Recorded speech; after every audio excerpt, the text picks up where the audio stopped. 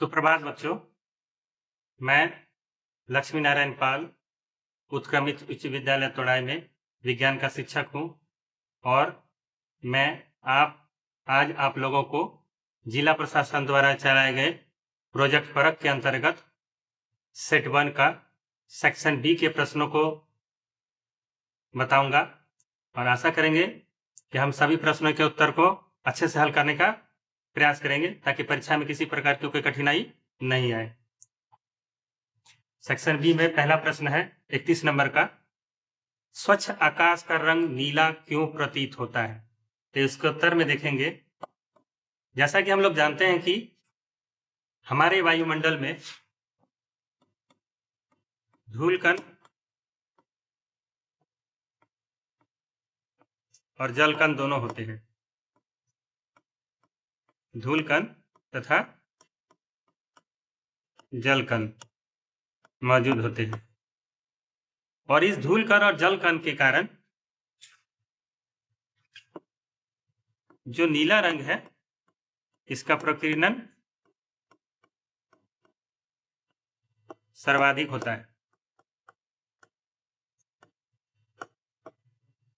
और नीले रंग का प्रकाश का प्रकीर्णन सबसे अधिक होता है और यही रंग हमारी आंखों तक सीधे तौर पर पहुंचता है, इसीलिए आकाश का रंग नीला दिखाई देता है।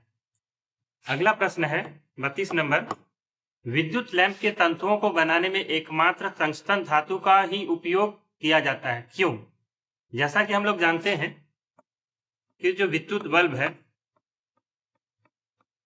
इसका जो तंतु है इसको बनाने के लिए टंगस्टन धातु का प्रयोग करते हैं। ऐसा क्यों करते हैं? क्योंकि टंगस्टन का गलनांक तथा इसका प्रतिरोध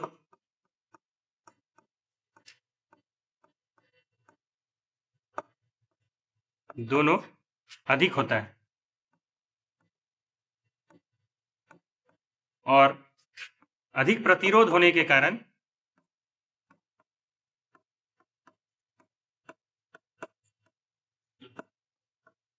ये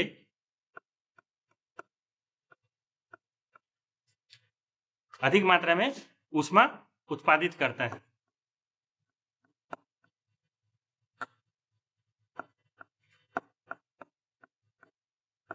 और जब अधिक मात्रा में ऊष्मा उत्पादित करेगा तो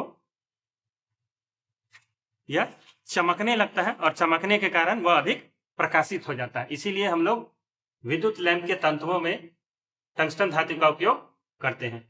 अगला प्रश्न 33 नंबर देखेंगे, ऑक्सीजन के योग या ह्रास के आधार पर निम्न पदों की व्याख्या करें, उपचयन तथा अपचयन। जैसा कि हम लोग पढ़े हैं पहली पाठ में विज्ञान में, उपचयन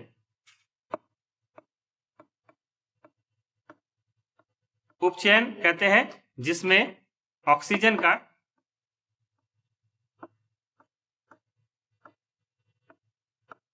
योग होता है, यानी उसकी वृद्धि होती है। ऑक्सीजन के योग को क्या कहते हैं? उपचयन। जैसे एक उदाहरण लेंगे, उदाहरण में हम है एक रासायनिक अभिक्रिया है जिसमें एक अभिकारक है कार्बन। कार्बन के साथ हमारा एक देखेंगे ऑक्सीजन।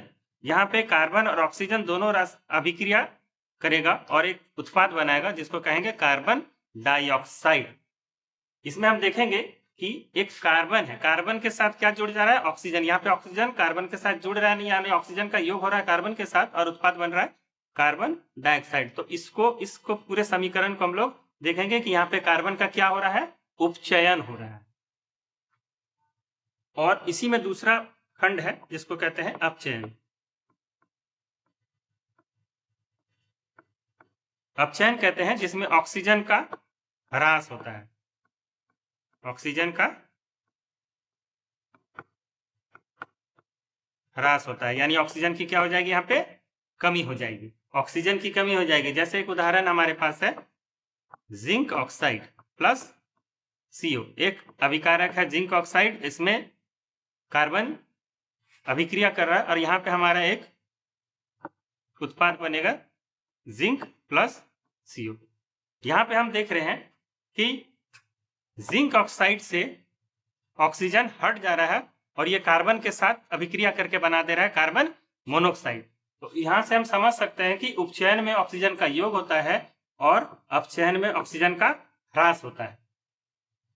अगला प्रश्न है 34 नंबर, अम्ल और एवं क्षार के बीच की रासायनिक अभिक्रिया को उदासीनीकरण अभिक्रिया क्यों कहते हैं? जैसा कि हम लोग जानते हैं कि एक प्रबल अम्ल है HCl, इसको क्या कहेंगे? प्रबल अम्ल। और एक है प्रबल अम्ल सोडियम हाइड्रोक्साइड, एक प्रबल क्षारक।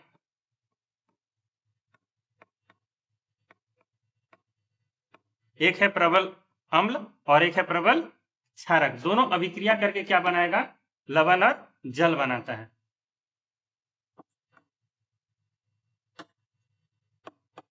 लवण और जल,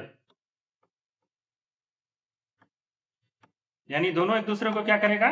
उदासीनीकरण कर देता है, इसलिए इसको कहते हैं उदासीनीकरण अभिक्रिया।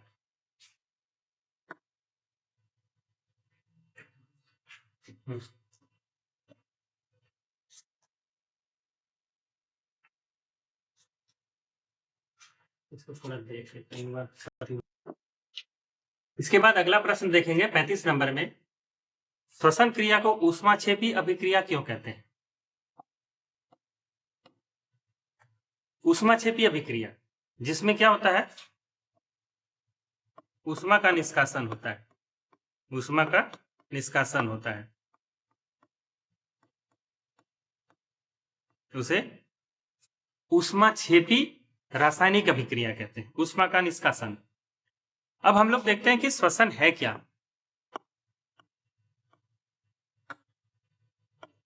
श्वसन, श्वसन एक ऐसी प्रक्रिया है जिसमें किसका विखंडन होता है? भोजन का। भोजन का विखंडन होता है और किसकी उपस्थिति में होता है? ऑक्सीजन की उपस्थिति में भोजन का विखंडन होता है। रासायनिक समीकरण द्वारा देखेंगे, C6H12O6 plus 6O2 6CO2 plus 6H2O plus ऊर्जा। तो श्वसन एक ऐसी रासायनिक अभिक्रिया है जिसमें भोजन यानी ग्लूकोज का विखंडन हो रहा है। किसकी उपस्थिति में हो रहा है? ऑक्सीजन की उपस्थिति में हो रहा है, और उत्पाद बन रहा है जिसमें कार्बन डाइऑक्साइड, जल और साथ ही साथ एक महत्वपूर्ण चीज ऊर्जा। ऊर्जा इसमें निकल रही है, इसीलिए श्वसन को हम लोग ऊष्माक्षेपी अभिक्रिया कहते हैं, क्योंकि इसमें किसका निष्कासन होता है? ऊर्जा का निष्कासन होता है। अगला प्रश्न है प्रतिवर्ती क्रिया। हम लोग देखते हैं प्रतिवर्ती क्रिया में वातावरण में बहुत सारे परिवर्तन होते हैं। वातावरण में बहुत सारे परिवर्तन होते हैं और हमारा मस्तिष्क और मेरुरज्जु जो तंत्रिका कोशिकाओं का बना हुआ है, ये एक दूसरे का सहयोग से इस सूचना को हमारे अलग अलग ज्ञानेंद्रियों द्वारा मस्तिष्क में पहुंचाने का काम करते हैं और वहां से वो उसको प्रतिक्रिया करते हैं, प्रत्युत्तर देते हैं। जैसे एक उदाहरण देखेंगे, हम लोग जैसे कोई भी गर्म चीज को छूते हैं, गर्म चीज को छूते हैं, तो अचानक यदि हम छुएंगे तो हम हाथ क्या करेंगे? अपना हाथ को क्या करेंगे? पीछे हटा लेंगे, हाथ पीछे हटा लेते हैं। ऐसा क्यों होता है? क्योंकि जैसे हम कोई गर्म चीज को छुएंगे तो हमारा जो त्वचा है वह एक ज्ञानेंद्रिय है जो वातावरण में परिवर्तन को महसूस करता है। तुरंत उसकी सूचना हमारे मेरुरज्जु द्वारा होते हुए मस्तिष्क तक पहुंचाता है और मस्तिष्क से प्रत्युत्तर आता है और हम हाथ को क्या करते हैं? सीधे सीधे पीछे हटा लेते हैं। तो प्रतिवर्ती क्रिया में हम देखेंगे कि वातावरण में यदि किसी भी प्रकार का परिवर्तन हो रहा है और हमारा जो अलग अलग 5 प्रकार का ज्ञानेंद्रिय है उससे संपर्क में यदि हमारा वो सूचना हमारे मेरुरज्जु से होते हुए मस्तिष्क में जा रहा है, तो मस्तिष्क उससे परिणाम स्वरूप एक प्रतिक्रिया करती है, एक सूचना पहुंच देने का काम करती है और हम उसके इसमें कार्य करते हैं। हमारा मस्तिष्क उसके प्रत्युत्तर में कार्य करता है, इसी को कहते हैं प्रतिवर्ती क्रिया। अगला प्रश्न है जीन। जीन क्या है और आनुवंशिकता में इसकी क्या भूमिका है? तो हम देखेंगे कि कोशिका जीवन की मूलभूत इकाई है और जो कोशिका है, जंतु कोशिका हो या पादप कोशिका, इसके ठीक केंद्रक में धागे जैसी संरचना पाई जाती है जिसको कहते हैं क्रोमेटिन। और यही जब संघनित होती है कोशिका विभाजन के टाइम में तो एक इस प्रकार की आकृति बनती है जिसको कहते हैं गुणसूत्र। और ये गुणसूत्र किसका बना होता है? डीएनए तथा प्रोटीन का। अब बात आती है डीएनए की, और डीएनए के क्रियात्मक इकाई को ही हम लोग क्या कहते हैं? जीन कहते हैं।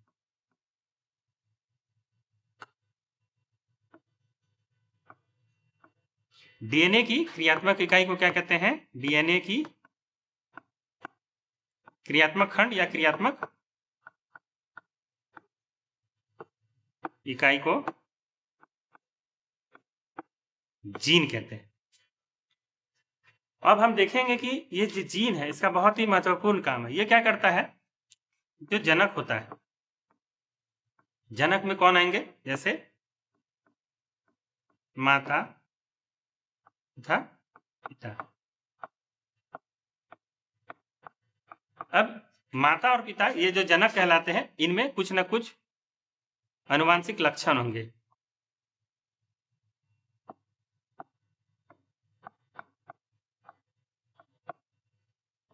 आनुवांशिक लक्षण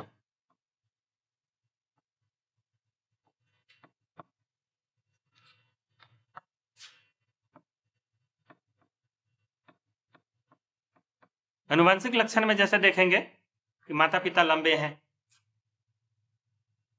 माता पिता का रंग अलग है। तो जो भी आनुवांशिक लक्षण होगा माता पिता से सीधे ये जो जीन है, जो डीएनए का एक भाग है, ये क्या करेगा?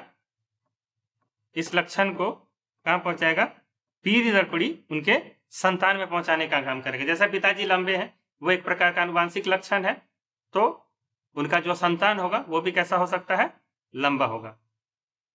तो जितने भी प्रकार के आनुवांशिक लक्षण है जो स्थानांतरित होते हैं एक पीढ़ी से दूसरे पीढ़ी, उनका स्थानांतरण का कार्य कौन करेगा? यहाँ पे जीन करेगा। तो इस प्रकार हम देखेंगे कि जीन का एक बहुत ही महत्वपूर्ण योगदान रहा है आनुवांशिक लक्षणों को पिता से उसकी संतान में पहुंचाने का।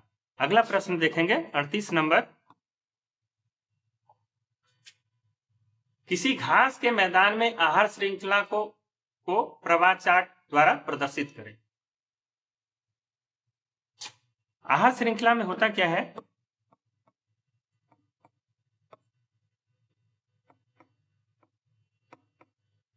भोजन को ग्रहण करने की प्रक्रिया। जैसे उदाहरण पे हम देखेंगे इसको घास के मैदान। जैसे हमारा एक घास है, घास के मैदान में इस घास को कौन खाएगा? तो एक अगला जीव है जो शाकाहारी है, इसको कहते हैं टिड्डा। अब इस टिड्डे को का भोजन जो अगला ग्रहण करेगा इसको, उसको कौन करेगा? मेढक करेगा। मेढक को फिर जो अगला खाएगा वो कौन खाता है? सांप। और सांप को बड़े पक्षी खाएंगे।